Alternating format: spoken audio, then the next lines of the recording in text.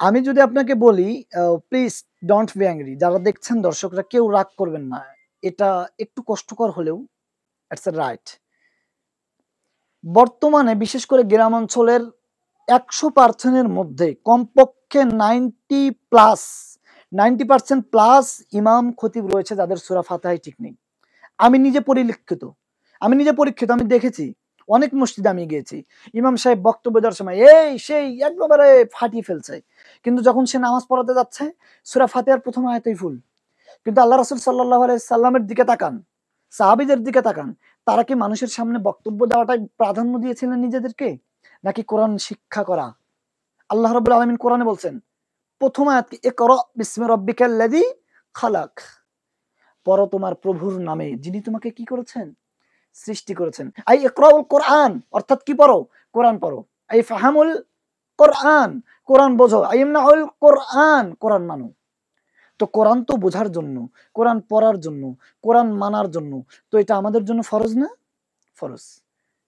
কিন্তু আপনি কোরআনে এক জায়গাও দেখাতে পারবেন না যে উখতুবু আমামান নাস, মানুষের সামনে বক্তব্য দাও, ইমামতি করো, এই করো সেই করো। কোথাও পারবেন না। তবে হ্যাঁ, রাসূল সাল্লাল্লাহু আলাইহি ওয়াসাল্লাম বলেছেন যে তুমি যা জানো তা মানুষের কাছে প্রকাশ করে দাও। তুমি তোমার ভিতরে গোপন কিছু রাখিও না। তো এই জানার উদ্দেশ্যটা কি? আসলে এই জানার উদ্দেশ্য আপনাকে পরিপূর্ণভাবে জানতে হবে। তো জানার আগে জানতে হলে পড়তে হয়। আপনি একজনের কাছ থেকে একটা শুনলেন কিংবা চটি বই পড়ে আপনি তো মূল রেফারেন্স জানেন না। একটা চটি বই পড়ে আপনি অন্যের সামনে বক্তব্য দিচ্ছেন। কিন্তু আপনি কি কখনো খেয়াল করেছেন? আপনি যে চটি বই পড়ে বক্তব্য দেন, এই বই তো মিথ্যাও থাকতে পারে।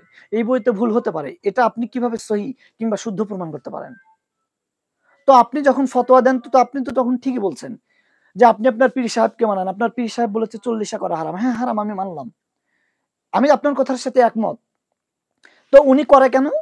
কারণ উনার পীর সাহেব বলেছে এটা হারাম। উনি এজন্যই, উনার পীর সাহেব বলেছে এটা জায়েজ, উনি এজন্যই করে। জায়েজ মনে করে যদিও বা এটা হারাম।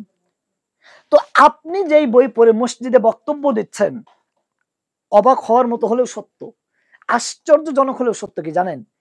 আপনি যেই বই পড়ছেন, যেই বই পড়ে বক্তব্য দিচ্ছেন মানুষের সামনে, এই বইটাও কোনো না কোনো একজন সাধারণ মানুষের লেখা কিংবা কোনো একজন আলেমের লেখা কিংবা কোনো একজন বক্তার লেখা। তো এই বইটা তো মূলত ওই সনদ আকারে আসেনি। তো আপনি যে এই বই থেকে বক্তব্য দিচ্ছেন, এর কি আপনি 100% গ্যারান্টি দিতে পারছেন যে এই বই যা কিছু লেখা আছে সব সত্য? ভাই, সমাজে বিশেষ করে এটা একটা বিশাল ফিতনা হয়েছে যে চটি বই পড়ে বক্তব্য দেওয়া। মানে বক্তব্য দেওয়ার যে আবেগ, একটা প্রবণতা মানুষের মাঝে এতটা কাজ করছে। আর এই কাজের ফলে ইসলামকে মানুষ ধ্বংস করছে। কেমন করে? তো আপনি তো কিছু জানেন না। মুসল্লি আপনাকে জুমার খুতবার পর প্রশ্ন করেছে। তো আপনার উত্তর জানা নেই। তো সবার সামনে যদি উত্তর না দিতে পারেন আপনাকে কেমন লাগবে? এইজন্য আপনি কার থেকে কি শুনেছেন না শুনেছেন তাই বক্তব্য আপনি বলে দিলেন। এখন তো সাধারণ যারা জনগণ মুসল্লি তারা তো কনফিউজড হয়ে গেল।